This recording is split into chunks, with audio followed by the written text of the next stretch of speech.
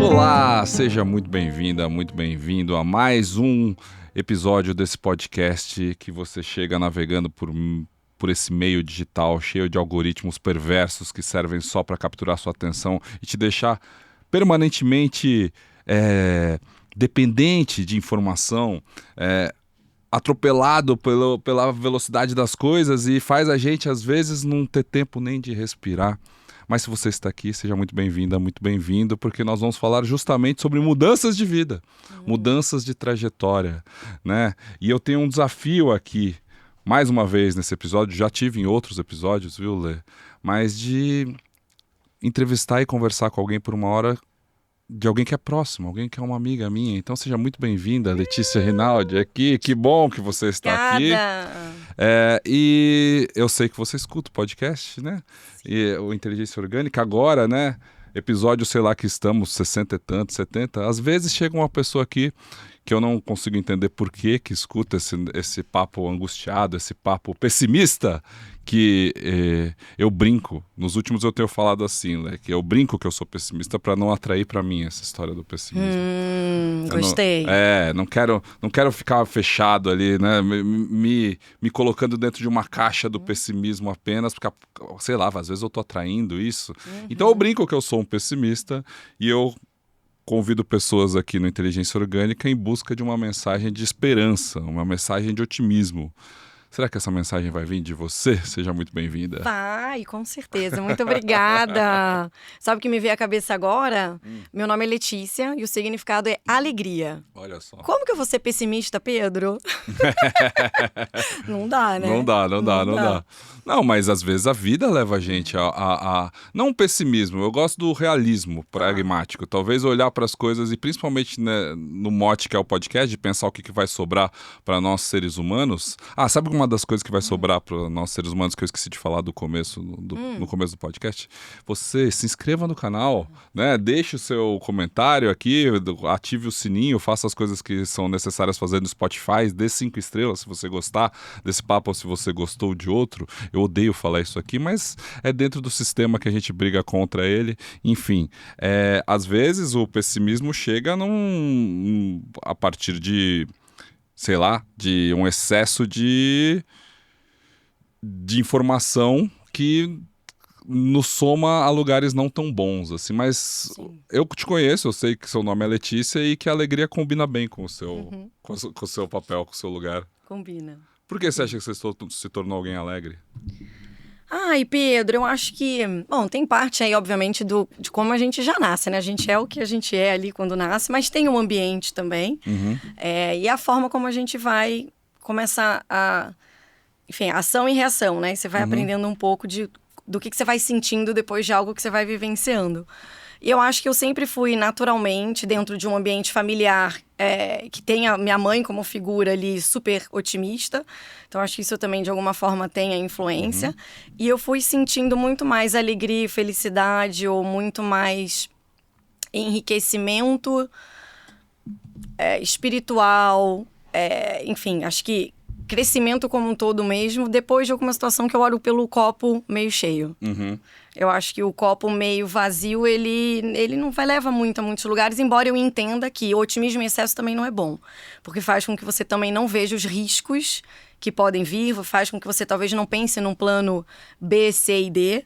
Então eu gosto também de falar que eu sou uma otimista flexível, uma planejadora flexível, que vai, enfim, tentando orquestrar, mas também se sente confortável minimamente, quando alguma coisa precisa mudar, precisa mexer. Eu gosto de ver por exemplo, agora meu marido veio com o assunto de mudar de apartamento. Precisamos mudar de apartamento, enfim, questões lá e tal. Eu sempre vou pro lado positivo. Nossa, é verdade, olha, boa oportunidade para morar perto da escola. Olha só. E aí eu tento não pensar naquilo que vai me incomodar, que vai ser o lado ruim, porque tem o lado ruim, né? Imagina. Claro. Fazer a mudança, é trabalhoso, as crianças que já estão adaptadas e tal. Então eu prefiro... Eu vou ter que passar por isso. Mas deixa isso pra Letícia do futuro, lidar com aquilo naquele momento, porque senão a gente sofre 2 vezes, né? Senão eu sofro agora e vou sofrer quando de fato acontecer. Então eu prefiro deixar pra, se for necessário, sofrer quando acontecer, e aí olhar o restante com o olhar positivo, com o olhar mais otimista. Isso é bom, eu acho que você lida bem com essa história de ser emocional, nesse sentido de querer olhar pelo lado do copo cheio, mas você também é muito racional, né? Você é dos números da administração, ou seja, tem essa formação. E eu falei no começo do programa que a gente vai falar sobre mudança de vida, mudança de carreira, porque recentemente você fez uma transição, está fazendo uma transição de carreira que para muitas pessoas pode ser irracional. Né? Pode parecer uma coisa fora da cabeça. Então conta pro pessoal a sua história, né? Qual que é a tua formação, como você chegou até aqui e essa última viradinha final que é muito interessante. Ai, maravilha! Vai ser um prazer contar um pouquinho, Pedro. Assim, bom, é como acho que você falou, eu tenho um lado engenheira de ser, né? De formação, eu sou engenheira. Mas voltando um pouquinho, né? Meu sotaque carioca, mas eu sou paulistana, nascida aqui em São Paulo. Passei metade da vida lá, metade aqui. E em breve eu vou ter mais tempo em São Paulo do que já no Rio de Janeiro. Mas eu fiz boa parte do colégio ainda no Rio de Janeiro. Então eu fiz faculdade de engenharia lá na Federal Fluminense, no Rio de Janeiro. Depois acabei indo para um mundo corporativo, né? O mundo CLT. Comecei como estagiária, trainee em grande empresa, multinacional, bens de consumo. Fui para marketing, vendas, então eu também saí um pouco da engenharia em si, embora eu tenha tido alguma vivência em fábrica, mas eu acabei indo mais para escritório, área administrativa. E fiz carreira, né? E aí, 15 anos, 17 anos de mundo corporativo nessas áreas. Você fez trainee, você entrou eu fiz trainee, aqueles processos... Qual empresa? Souza Cruz, que hoje é BAT Brasil, né, de tabaco, de cigarro, né? Cara, e como que é isso? Porque era uma baita empresa. Ainda é. Ainda é? Ainda é.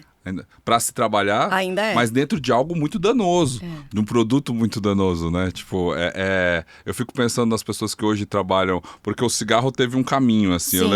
Eu lembro que houve um momento lá nos anos 90, ou 2000, sei lá, início dos anos 2000, que meu pai foi fazer uma série de palestras para Souza Cruz, fazia muito, sobre ética, sobre questões assim, governamentais. Só que o produto cigarro, ele é controverso, né? Exatamente, mas são empresas que, enfim, muito bem estruturadas. Você tem uma trajetória lá no começo? Eu fiquei lá 15 anos. Caramba! Só depois é que eu fui para Mondelez, que eu fiquei 2 anos. Mas eu fiz carreira lá. E, de fato, é curioso você tocar nesse ponto, que você também me conhece e sabe que eu sou um pouco careta. Total. assim. Nunca fumei cigarro. Mas eu acho que, assim, bom, primeiro, é um produto legal, né? Eu jamais estaria em algo ilegal. Então, acho que um produto legal. Legal. Ele é legalizado. Não dá para dizer que os riscos são desconhecidos. Quem toma a decisão ali são adultos, então não existe, né, massificação de comunicação, não pode, né? Já não podia quando você entrou, já de 15 anos atrás. Já não podia. Já não podia. Então, acho que quem toma a decisão ali é um adulto consciente que sabe os riscos do que está sendo ali, né? Da decisão que ele tomou. Aí eu acho que a BAT tem um trabalho, um desafio, assim como as outras formais também, de combater o mercado ilegal. O mercado ilegal, não vou ter números atualizados porque eu não estou mais lá, mas até quando eu estava lá, o mercado ilegal era responsável por 50% do mercado brasileiro de cigarro. Caramba! E aí sim, você não sabe que qualidade é essa, né? Da onde vem, o que tem ali dentro, e aí sim pode fazer até mais mal à saúde. Então, eu acho que também tem uma vertente ali de ética nesse sentido, de escolha, de ter um produto de qualidade que é legal. Enfim, versus toda essa de ilegalidade. E essa, claro, como o álcool, né? É um produto legal e são empresas, né? Das maiores empresas do Brasil, Ambev, por exemplo. Exato. Mas eu imagino que na sua trajetória lá, como já era um período sem publicidade, você passou por várias áreas lá da Souza Cruz? Passei por várias áreas, áreas de... a gente chamava, né, de planejamento de portfólio, então você tem que fazer migração de marca nacional para marca global, né? Porque a Souza Cruz, ela tem a dona dela, né, que é o grupo BAT. Então é bem natural isso acontecer. Em alguns momentos, marcas nacionais fazerem essa transição, né, essa migração para marca global. Isso precisa de um planejamento, porque de repente Carlton vai deixar de ser Carlton, vai virar Dunhill. Derby vai deixar de ser Derby, vai virar Minister. Enfim, então você tem diversas mudanças de marca, então você precisa de de alguém que vai tocar esse projeto, que vai olhar para o lado de business, para o lado de consumidor, para entender desde margem de como fecha, precificação, do ponto de vista do perfil do consumidor, narrativa de marca. Então, sim, a gente tem... Né, é lá, na verdade, né?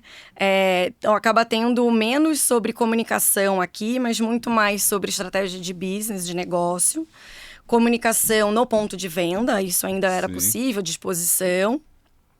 E também um lado muito importante com o varejo, né? Com o cliente ali, com o varejo, que é quem que vai vender. Então, enfim, então acho que acaba indo muito mais para o lado que a gente hoje chama de trade marketing, gerenciamento de projeto, precificação. E, inclusive, foi ali que eu descobri que eu amo a área de revenue growth, que é a área de gestão da receita, que é a área de precificação.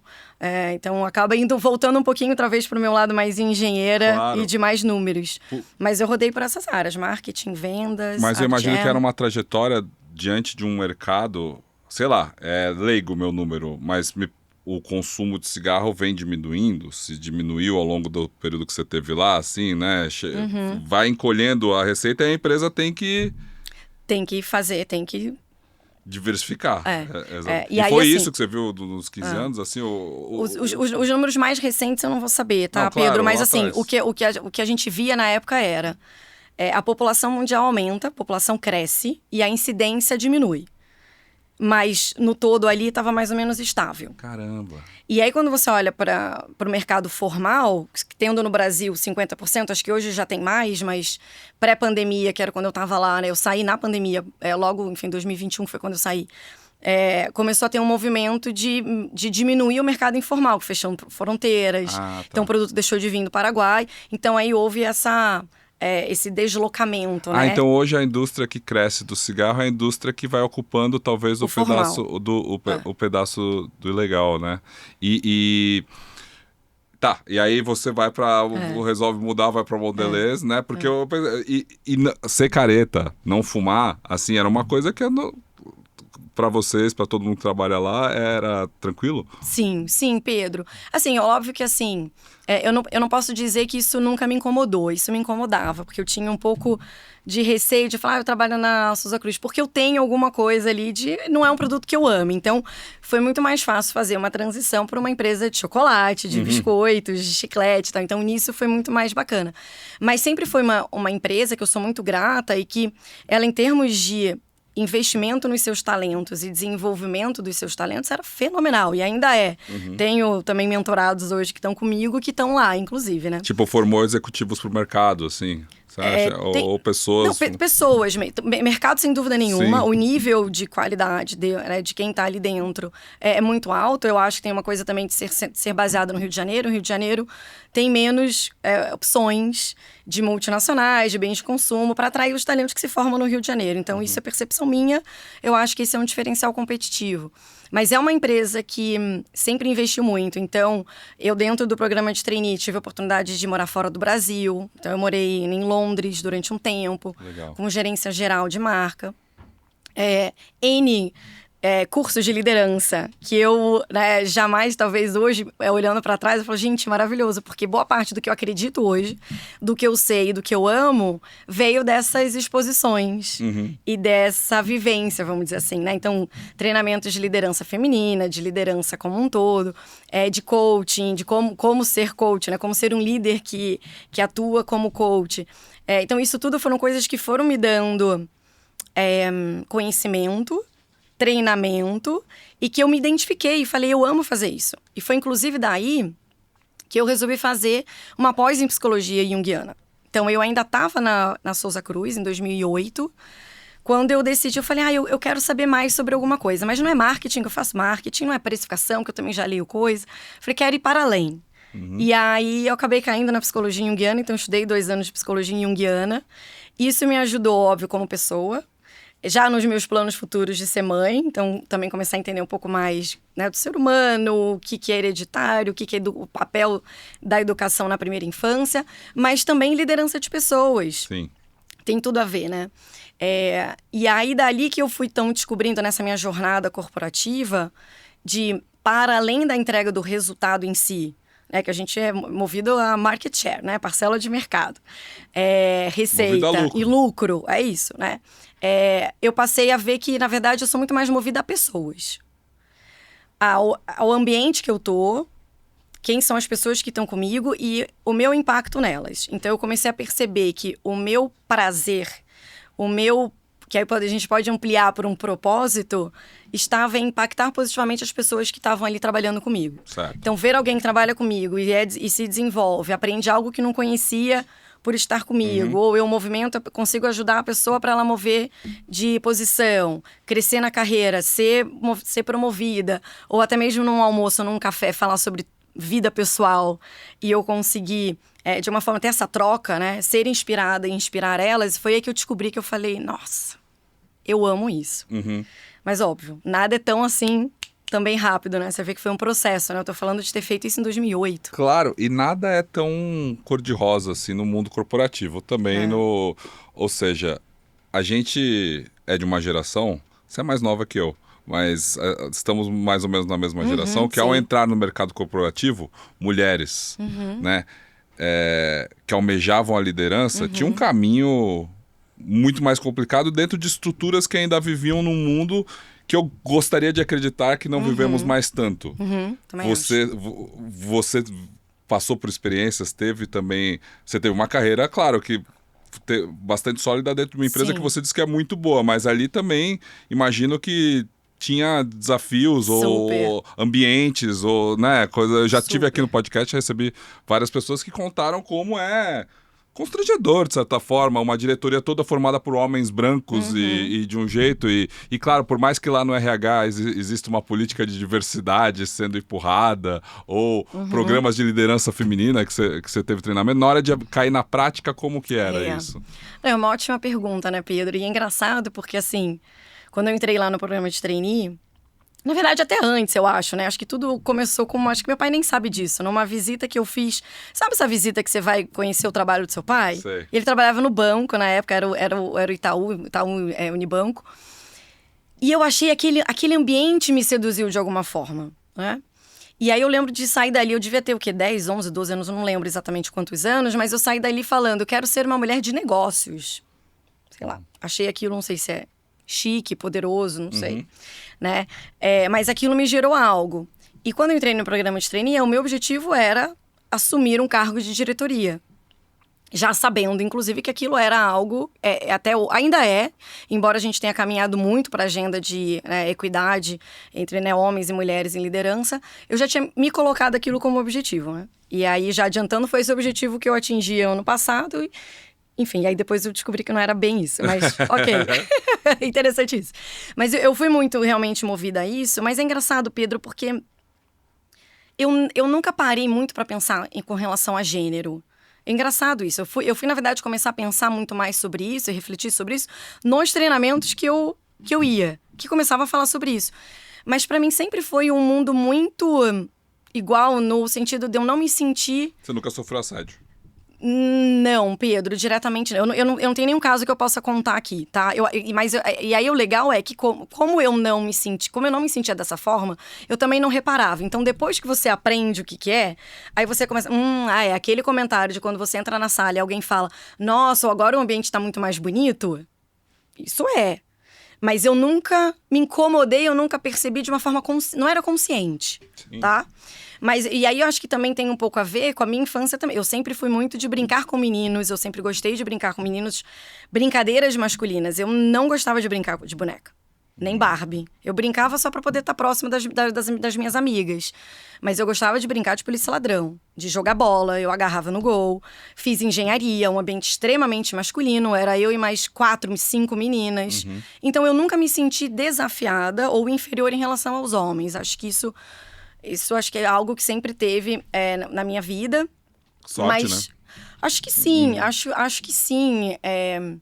Mas é interessante isso, assim, quando eu comecei a ter consciência, aí que eu comecei a perceber, nossa, é verdade. E, de fato, esse comportamento, isso é um machismo, isso mostra um pouco da coisa do patriarcado, enfim. Mas, assim, lidar com isso, eu acho que, né, Pedro, vai muito... de como a gente olha para os desafios. Assim, o meu objetivo era crescer, aprender e entregar resultado. A empresa, né, o principal para ela é entregar resultado. É um ambiente muito competitivo, sim. E eu gosto de falar que cada vez mais eu sinto uma competição. Então, ou seja, existe uma colaboração, mas está todo mundo querendo subir na mesma régua. E isso é o ideal. É claro que você vai ter, às vezes, né, um gestor que não te inspira, um par que não te inspira. Mas, enfim, o mais importante é você estar nessa agenda clara, com propósito, do bem, e fazendo movimento para as coisas acontecerem. E eu descobri que o meu diferencial era o desenvolvimento de pessoas.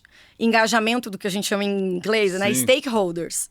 Então, que eu sempre fui muito boa de movimentar, mover, engajar e influenciar. Influência é super importante.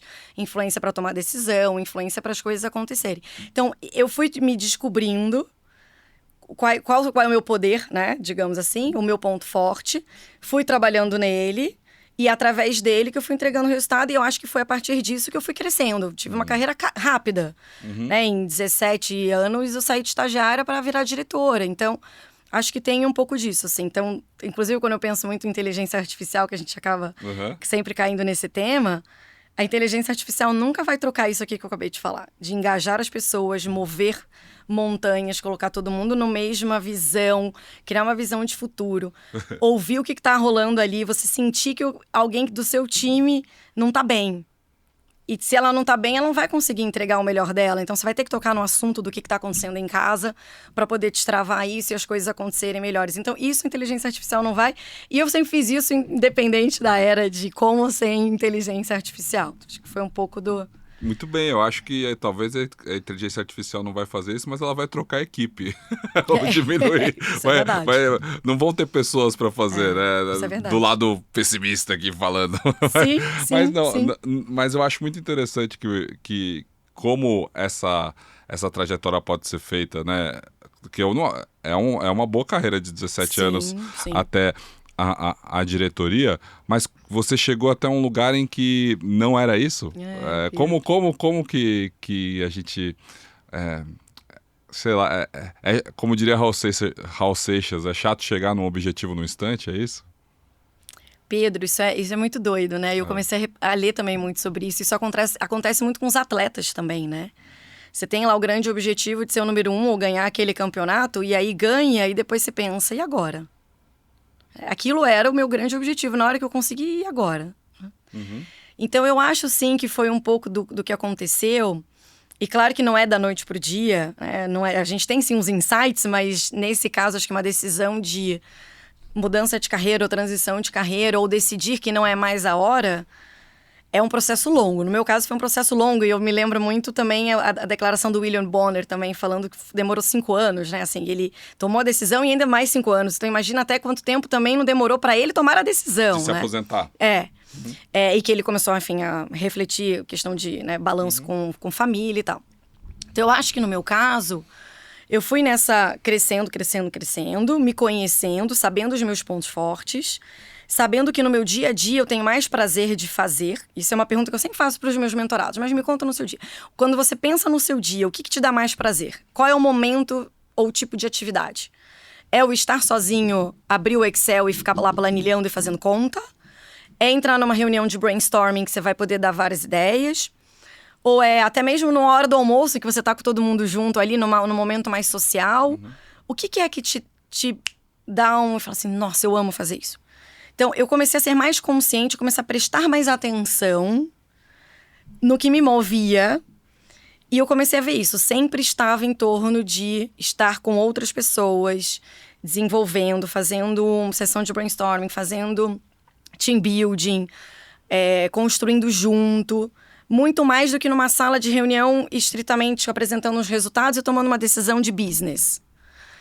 E aí foi isso que eu comecei a ver, estudei Jung, comecei a olhar para inteligência emocional, o tema de inteligência emocional vindo muito forte para mim, educação positiva, disciplina positiva, também por conta da maternidade, que aí abre para outras frentes, comunicação não violenta, e comecei a me apaixonar por esses temas. E no paralelo disso, então isso que eu acho que eu diria que é um lado mais racional, né, que você falou. Então, aquilo que me vem na mente que eu comecei a prestar atenção. E aí, o mais interessante são os sinais que a gente começa a receber. Aí cabe a gente prestar atenção ou não.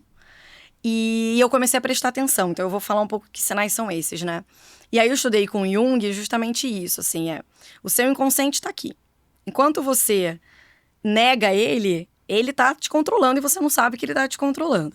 E o inconsciente vai tentar jogar pro seu consciente, de alguma forma, as mensagens, esse conteúdo. Como que vem? Através dos sonhos, através das doenças. Então, o corpo, né, de alguma... Eu tô falando doença, não precisa ser também doença. Nossa, que doença. Pode ser simplesmente pode ser gripe, pode ser uma imunidade mais baixa. Pode ser o olho tremendo, que estresse, isso é algo mais comum que todo mundo fala. Estresse, meu olho tá tremendo. Eu, em mim, descobri que eu tenho asma alérgica e quando eu tô em crise de estresse, ela vem. Vem também coceira no olho. Tem um termo pra isso, né? Somatizar. Psicossomática. Psicossomatizar, exatamente. Eu super acredito nisso. E aí, acho que é isso. São símbolos que a gente tem que começar a olhar. Então, recapitulando, né? Sonhos, a doença... tem um outro também que, na verdade, vem, inclusive, da criança, dos filhos. Então, eu até conto isso lá no meu Instagram, no Reels que eu faço, que é o que estava acontecendo com a Sabrina. A Sabrina tinha 2 anos de idade. Sua filha? Minha filha, e criança, né, nessa idade, ela é muito espelho do que nós estamos sentindo, os pais, né? Quem tá ali em casa, né? Com elas. Então, porque elas conseguem captar nosso sentimento, nossa a nossa vibração. Sensação, e ela meio que consegue colocar aquilo pra fora, assim. Então, tem um livro que eu adoro, da Laura Gutman, que é A Maternidade e o Encontro com a Própria Sombra. E na contracapa, ou na frente de um dos capítulos, ilustra muito bem isso, que é assim, a mãe tá colocando um quadro na parede, e ela bate o martelo no dedo, ela não grita, quem grita é a criança. Caramba. Então, é um pouco disso. E aí eu comecei a perceber os sinais dentro de casa, que não estavam legais. Então, eu estava no modo ali automático de entregar resultado, estava numa posição relativamente nova, com muita pressão sim, o resultado não estava vindo, sem dormir. E aí, a escola me ligou, perguntou, senhora Letícia, e olha que inteligente, a escola já é esperta, porque a primeira pergunta que ela me fez foi, tá tudo bem em casa? Vocês estão passando por alguma mudança em casa? Eu, não, tá tudo bem. Por qual motivo? A gente reparou que a Sabrina, nessas últimas semanas, ela começou a morder. A morder os amiguinhos, a se morder a cadeira. Ela tá muito nervosa e ela não era assim. Claro que assim, estamos falando de uma criança de 2 anos e tem uma fase de né, mais oral, de não conseguir falar e demonstrar emoção com mordida, mas foi uma mudança muito brusca e realmente no momento que eu tava no auge do meu estresse. Então eu olhei para aquilo, respirei e falei, ai meu Deus do céu, Laura Gutman, Jung, o que estão me dizendo aqui? Era eu que tava querendo morder todo mundo, Pedro. Não era a Sabrina. Eu que tava querendo morder todo mundo. Eu que tava tão overwhelmed, estressada, enfim, exausta com tudo. E eu tava querendo morder todo mundo. Eu falei assim, eu não quero mais isso, sabe? Ou então para com isso. É aquela coisa de querer fugir, ou de querer paralisar, mas eu tava ainda no meu automático, porque isso é muito comportamento meu também. Eu jamais vou abandonar alguma coisa, é um comprometimento absurdo. E eu tava nessa. E aí que eu comecei a parar e pensar, falei, meu Deus, é verdade. E aí eu comecei a reparar outros pensamentos que estavam começando a vir em mim também. Já comecei a ter pensamento de fuga. Que é como é que eu fujo dessa situação. Teve um dia voltando pro trabalho no carro à noite. Olha que loucura, né? Depois que acorda, aí você fala, nossa, como é que eu tava com aquele pensamento? Mas eu comecei a pensar que doença eu podia inventar pra não ir trabalhar. Mas também, porque eu sou racional, mas também uma doença que não vai mostrar que eu tô com imunidade baixa. Porque você não vai achar que também tem um problema de estresse, aí crônico e tal. Falei, não. Aí eu comecei a pensar, e tem que ser uma doença também que eu não vou poder trabalhar de casa, no computador. Olha pra onde foi, hein? E aí eu cheguei à conclusão, vou te contar, eu cheguei à conclusão de que a melhor solução era falar que eu tava com conjuntivite. E que eu não conseguia nem abrir o olho, porque eu não ia poder conectar, eu não ia pessoalmente, porque é contagioso. Não ia poder abrir o computador, porque eu não conseguia enxergar direito. Dizia que tá com o olho grudado. O olho grudado e ninguém ia achar que, né, na minha cabeça. Eu falei, de repente vão achar que eu peguei da minha filha, do meu filho, enfim. Olha que loucura. Mas isso, na verdade, sou eu, aqui o meu consciente, inconsciente, tudo junto e misturado, eu começando a querer lidar de alguma forma que não tá saudável ali. Então, eu quero chacoalhar. Eu quero fugir ou eu quero paralisar, quero sair. Então eu comecei a juntar tudo isso, Pedro, e falei, não tá legal. Claro, meu marido Rafael também. Teve momentos que ele virou e falou pra mim, Lê, não tá bom. Não tá bom, não tá bom. Em casa não tá legal, você tá descontando em mim. Nas crianças, talvez um pouco menos e tal, mas... Então, ou seja, são vários sinais. Então, eu falo muito com os meus mentorados isso também, assim, acho que existe uma diferença entre você precisar de uma pausa, de férias, quando você tá muito cansado. Eu achava que, às vezes, férias ia resolver. Sair pra férias e não adiantou nada. Então, existe um cansaço físico, às vezes mental, que ele também as férias resolve. Terapia resolve, terapia sempre ajuda muito, né? Mas se você faz isso tudo e ainda continua com incômodo... Você tem que mudar. Porque tem alguma mudança ali que precisa acontecer. Precisa vir. E às vezes a gente precisa de algo muito radical, tá lá no fundo do poço, tipo Batman, pra vir com tudo pra poder ter a força suficiente pra fazer a mudança. É verdade. Precisa, porque senão... E no meu caso, tô pensando aqui... você também. Foi vários momentos, na verdade, né, de ruptura, mas teve a minha demissão que me fez abrir, empreender, fazer empresa. Agora talvez dê uma outra virada, né? Aí a gente entra em outras coisas que eu já citei aqui, de antroposofia, dos setênios, não sei o que lá, que dão grandes mudanças. Pelo menos na minha vida isso é muita verdade. Casa certinho com as várias etapas da minha vida. Mas imagino que teve para você um momento de ruptura? Um momento grande, assim? Ou você simplesmente observou essas mudanças internas e falou, não, preciso tomar dessa decisão e fui? Não, eu tive. Eu consigo dizer... Eu acho que eu posso dizer que eu tive um burnout. Eu tive um momento específico.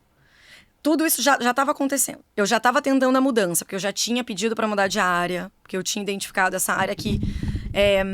Eu não consigo estar no meu melhor nessa função. É uma função que estava precisando, naquele momento, de competências que não eram as minhas melhores. Então, o esforço que eu estava precisando fazer para entregar algo que aquela função precisava era fenomenal.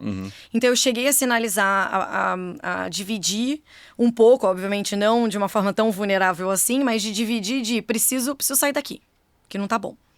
Mas também a mudança não é tão rápida assim, né? Ninguém muda, de repente, um diretor de cadeira da noite pro dia. Então, foi algo que demorou um pouco mais, alguns meses. Mas aí, nesse meio do caminho, entre eu pedir pra sair e algumas coisas de reunião que aconteceu, que eu me senti pressionada e tal, que deu aquele tela azul. Sabe o tela azul que a gente fala, né? Do computador, que de repente ele vem com tela azul? Eu tive esse tela azul. 6h da tarde, no meio de uma reunião. Enfim, que aí eu tive uma notícia lá que não era boa, que a gente ia ter que mexer em tudo e tal, da noite pro dia. Me deu Eu fiz assim, parei assim, desliguei a câmera, comecei a chorar. Caramba. Compulsivamente. Eu comecei a chorar como eu nunca acho que chorei na minha vida, assim. Compulsivamente. E aí já chamei o Rafael, né, meu marido, e falei, Rafa, não tá bom. Preciso sair, preciso. Só que eu também sou racional, então não tô falando de pedir demissão amanhã, né? Então, mas eu vou pedir uns dias fora, então eu pedi licença, minha chefe na época foi maravilhosa, me deu uns dias, me deu umas semanas, dividi com o meu braço direito na época, que assumiu a área, meio que ali temporariamente, e depois eu, inclusive, aí eu mudei de área. E aí eu fiquei bem na nova área, a nova área tava realmente onde eu conseguia fazer o meu melhor e tal. Mas aí eu percebi que ainda assim eu queria uma mudança maior. Então, interessante isso, né? Porque no auge da confusão ali de quando tá muito ruim, era óbvio que eu tinha que mudar dali, sair. Aí eu vi que não era só nesse nível de mudança que eu precisava de um nível de mudança ainda maior. E agora eu também lembrei de uma acho que, enfim, ensinamento de alguém que falou assim, quando o seu filho vier pra você depois de um campeonato de futebol que ele perdeu e falar pra você, mamãe, eu não quero mais fazer futebol, você vai falar pra ele, não. Se depois de um campeonato em que você ganhar, sair de lá vitorioso e você falar, não quero mais, aí isso. Sim. Então acho que foi um pouco disso que aconteceu comigo. Na hora que eu saí da posição, tava feliz numa outra posição, em trade marketing, trabalhando com inovação, numa equipe bacana, as coisas fluindo, não tava mais com aquela pressão que eu tava antes. Aí sim, eu tava bem, e aí bem eu pude falar, de fato não é mais isso. E aí você tomou a partir do planejamento, né? Seu marido também tem um cargo executivo, Sim. né? Vocês têm uma posição de privilégio nesse sentido de poder se planejar para você realmente jogar pro alto, que não é pro alto, porque você é muito racional, mas enfim, para você tentar outra coisa. E como foi isso? Pedro, é muito interessante isso, porque a decisão foi sair. E a decisão foi investir num sabático ou alguma transição. E é interessante que você abriu falando da transição que está acontecendo, porque ela ainda está acontecendo realmente, né? Eu não consigo dizer agora, não, porque agora eu super encontrei um novo trabalho ou papel na minha vida. Mas eu estou nesse processo. Mas então foi... Mentorando pessoas, mentorando né? pessoas. Como coach também. Também, eu diria o seguinte... É porque essa palavra ela acabou tendo, por causa do coach de palco ou por causa dos picaretas que existem por aí, essa palavra ficou pejorativa, mas dentro do ambiente corporativo, o coach, o mentor, ele sempre existiu, né? Sempre existiu. E existe no mundo dos esportes também, enfim, né, existe em diversas áreas. Eu gosto do termo americano do coaching, que acho que é perfeito. Eu realmente me coloco como mentora, Pedro, porque assim, eu conheço... Tenho técnicas de coaching, desses N treinamentos que eu fiz. Eu não tenho formação em coaching, mas eu tenho técnicas do coaching. Tenho formação em mentoria, que eu acabei fazendo antes até de pedir demissão. Mas eu acho que eu faço uma combinação dos dois. Porque no momento que eu saí desse mundo corporativo, foi meio que natural. Eu falei assim, cara, é isso. Logo que saí, fui até fazer uma consultoria, que também seria natural. Mas a consultoria ainda é de business. E eu quero pessoas. Então, foi aí que eu me posicionei como mentora de negócios, porque eu vou tratar de negócios com quem me contratar, de liderança e ou carreira. Então, eu tenho esse mix aqui de 3, né? E acho que o coaching, ele é muito poderoso porque ele vai fazer perguntas que vão fazer com que a pessoa traga a resposta. Sim. Né? E aí, a mudança vem de dentro, a resposta vem de dentro. Então, é muito poderoso. Ao mesmo tempo... Eu tenho a minha experiência de 17 anos de mundo corporativo, multinacional, CLT, vendas, marketing, blá, blá, blá. Então, eu também tenho muito a agregar. Então, eu falo também o que eu penso, eu coloco o meu conhecimento, eu conto o que aconteceu já comigo, o que aconteceu com alguém que era do meu time. Então, acho que a beleza da mentoria é essa, assim. Eu trago também a minha bagagem e eu acabei meio que criando a minha metodologia, sim. Mas isso... Quando você pediu as contas ou quando você decidiu, conversou com o Rafa lá, vou sair, você já tinha isso na cabeça? Eu tinha, porque assim, eu já era mentora dentro tanto da Souza Cruz quanto da Mondelez, eu já era mentora internamente de vários recursos, de vários talentos lá dentro. Então já era algo que eu fazia dentro do meu trabalho ali, mas era algo que eu tinha já prazer, que é essa coisa da troca com o outro. Então, eu saí dali me posicionando como consultora e mentora. Eu hoje me posiciono como mentora especificamente. Não que eu não possa fazer uma consultoria, mas verdadeiramente não é o que eu amo. Então, eu estou em busca do que eu amo. E aí, foi muito curioso, Pedro, porque é quase como se naturalmente as pessoas começaram a vir atrás. Eu fiz uma comunicação no LinkedIn e quase 100% do meu time direto me contratou logo depois. Legal. É maravilhoso. Isso para mim que foi o maior prazer. Eu falei, gente, incrível. Primeiro, por continuar com eles, próximo deles. E segundo, pela chancela de que faz sentido o movimento que eu tava fazendo, né? E realmente, hoje, assim, eu tô completando agora, porque eu sou dos números, né? Então eu gosto. Tô chegando no meu número 50 de mentorados. Então, ao longo desse 1 ano e meio, foram 50 pessoas que já passaram comigo. E 100% delas, ou eu já conhecia, ou já me conheciam, ou são próximas de alguém que já me conhecia e que me indicou. Legal. Eu ainda não estourei a bolha de Instagram de vir alguém que não me conhece e ir atrás de mim. Mas assim, nem que não precisa. É isso, eu tô ainda ali no meu Family and Friends. Quem e vai as fazer a indicações. bolha os transformados, né? As pessoas que passam pela mentoria. Mas quero voltar lá na parte difícil do papo, assim. Como que é... Porque daí você não tem mais uma renda fixa. Acho que muita gente tem a dúvida e já teve comentários aqui no podcast sobre essa vontade de sair do trabalho formal. Mas eu tenho, por exemplo, o meu irmão. Meu irmão é um cara que trabalhou muitos anos na Vivo, numa empresa, e aí chegou um momento em que ele saiu depois de um burnout também. E às vezes as pessoas ficam, pô, tipo, de não ver um caminho fora também de outra empresa, outro mercado. Meu irmão é muito isso. Ele também empreende, mas não convicto de empreender.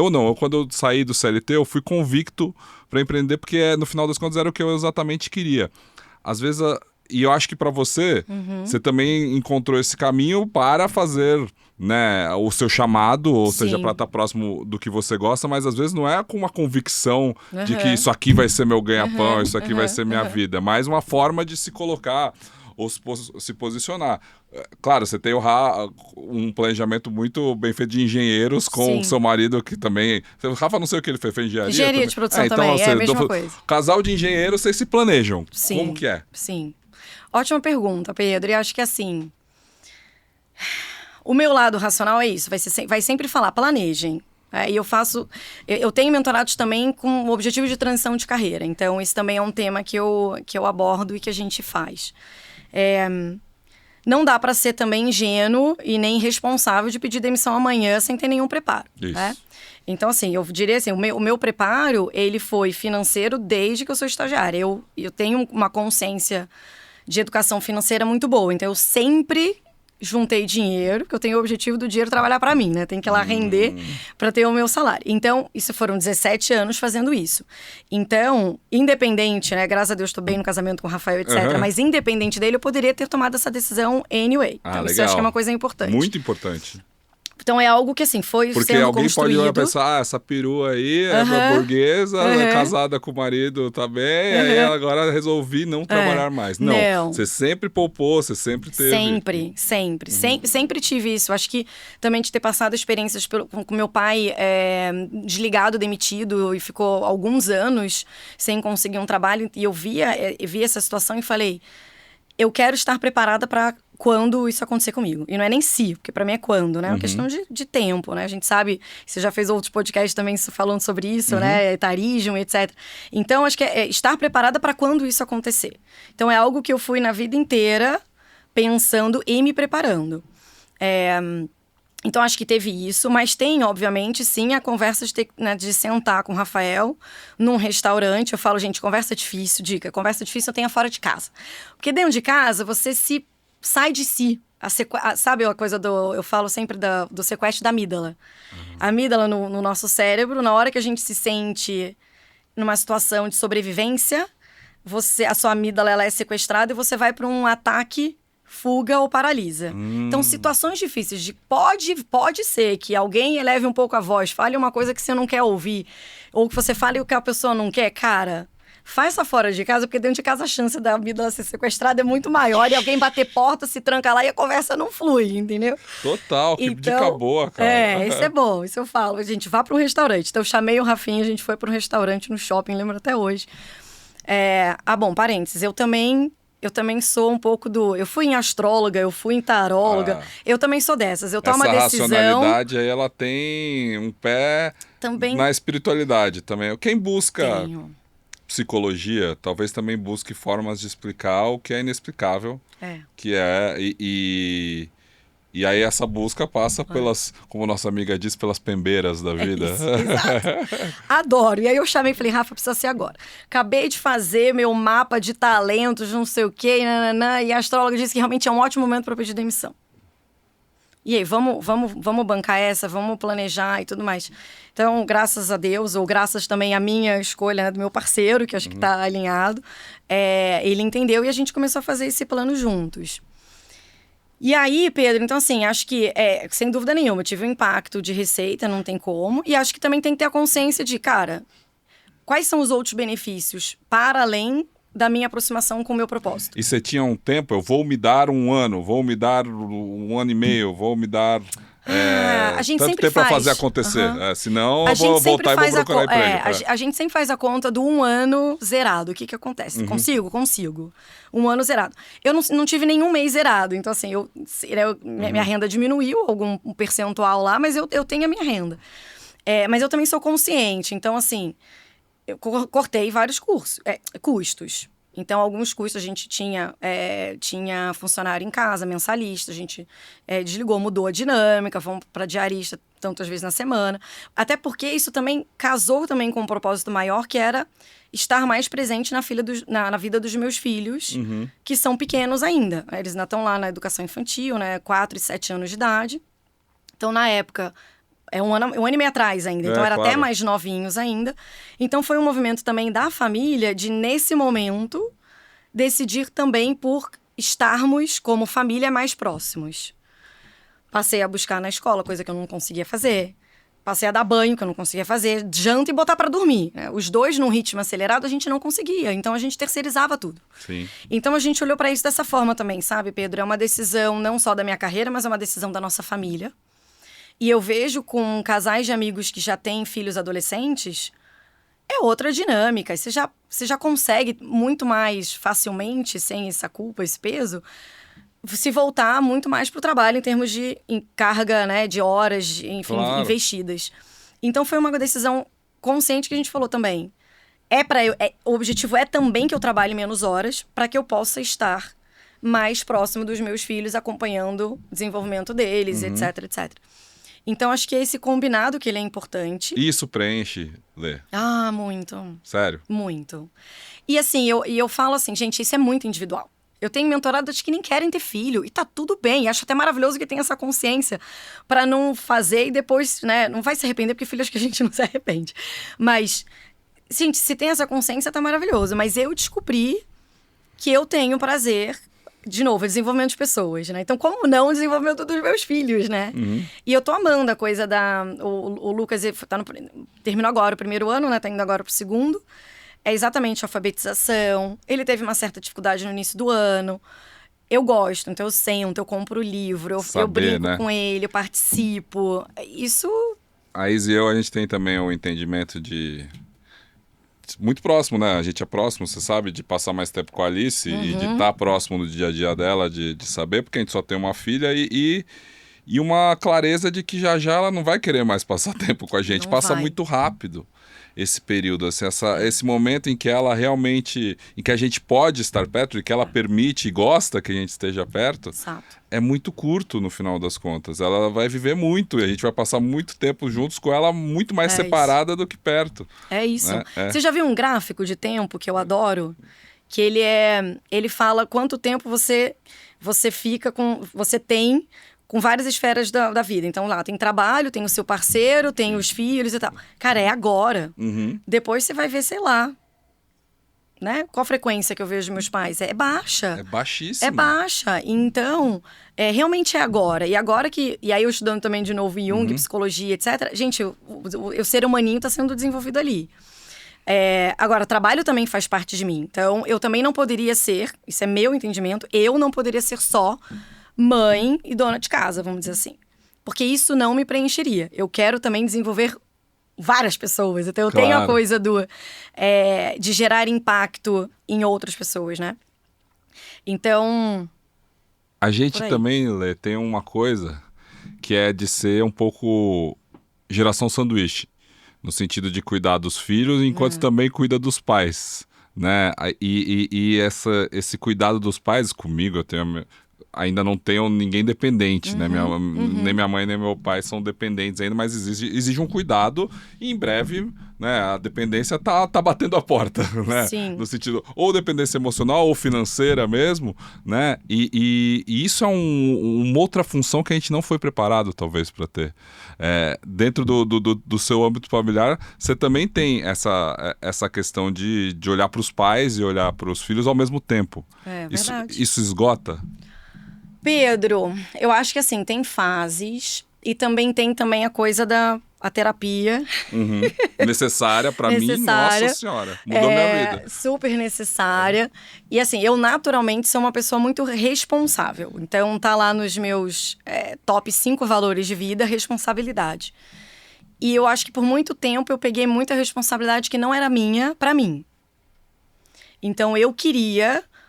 mudar as pessoas, né? Ou seja, fazer com que elas fizessem diferente, porque eu, olhando de fora, achava que era o melhor. Então, a coisa mesmo, eu falei da minha educação ou disciplina financeira, queria que minha irmã tivesse.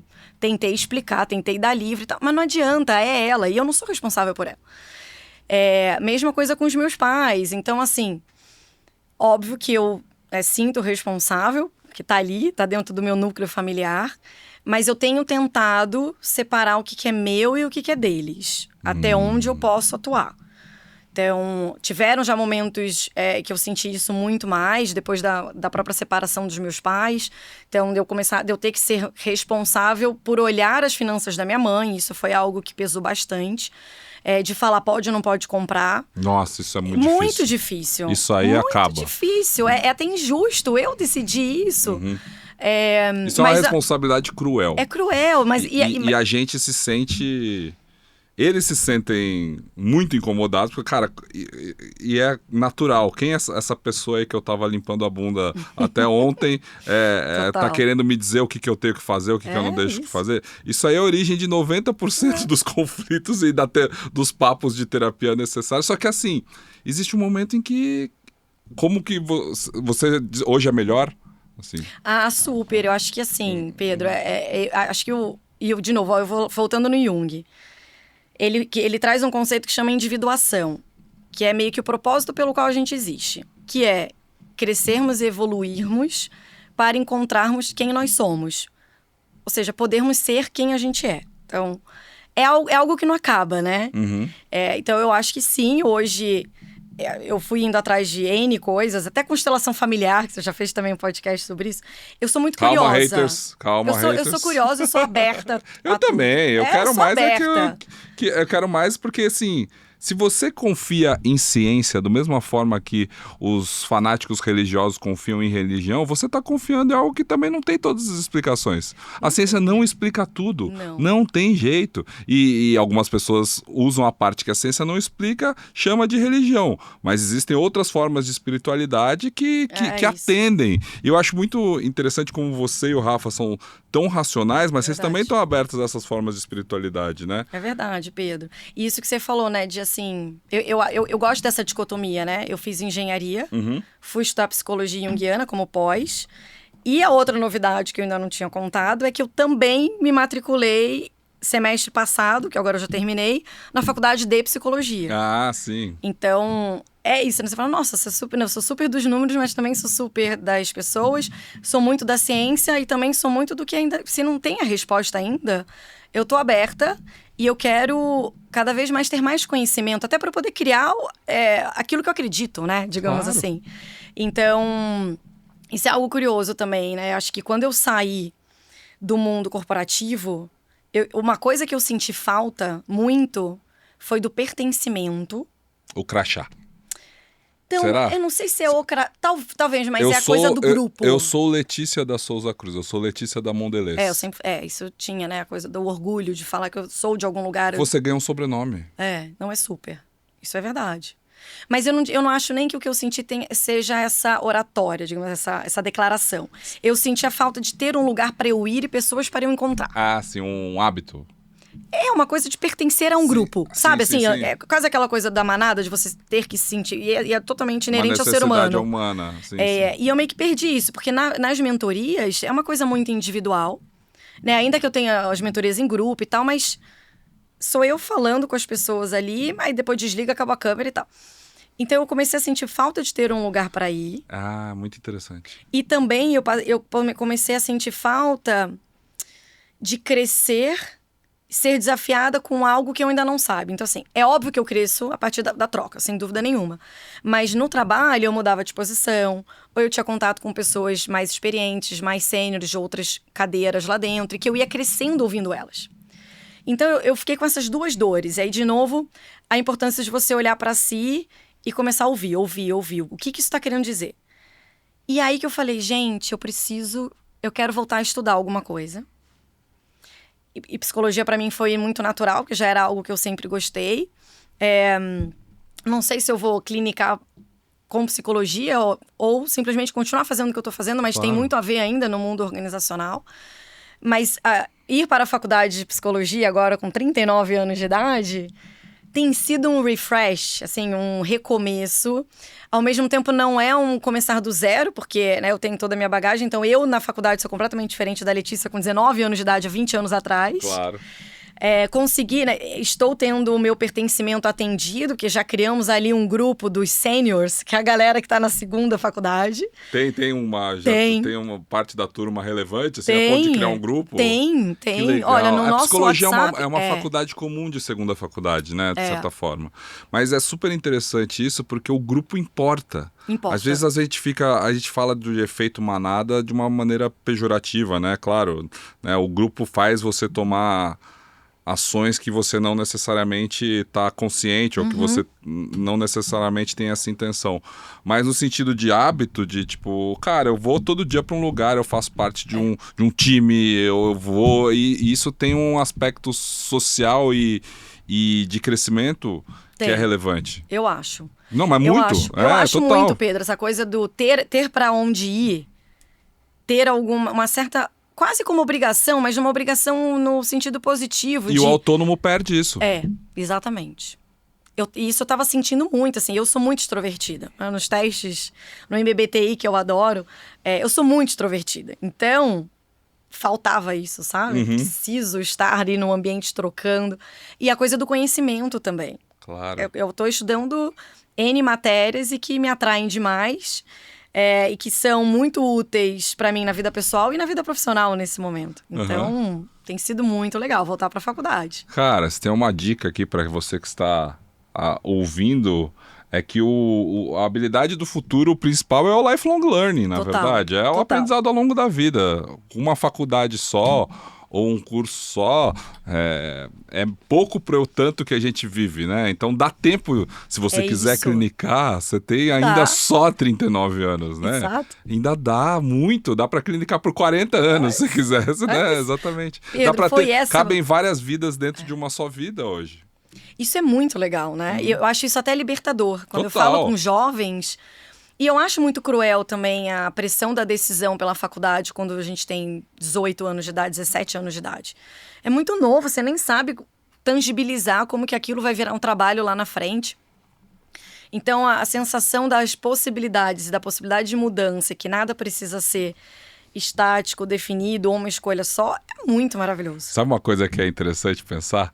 Os teus filhos não vão nem lembrar que você era do mundo corporativo. É verdade. A Alice nem sabe que eu fui repórter, assim, não faz... Porque eu fui antes dela nascer. É verdade. Tem toda uma vida pregressa, né, que não é relevante para quando ela for contar o que seu pai faz. Meu pai é palestrante, tem podcast, assim, mas ela não vai lembrar como repórter esportivo, que foi uma parte tão relevante da minha vida, foi um sonho, foi uma coisa que daqui 30 anos o Lucas e a Sabrina, eles vão dizer, minha mãe é psicóloga, minha mãe não... É verdade, né? Pedro, é verdade.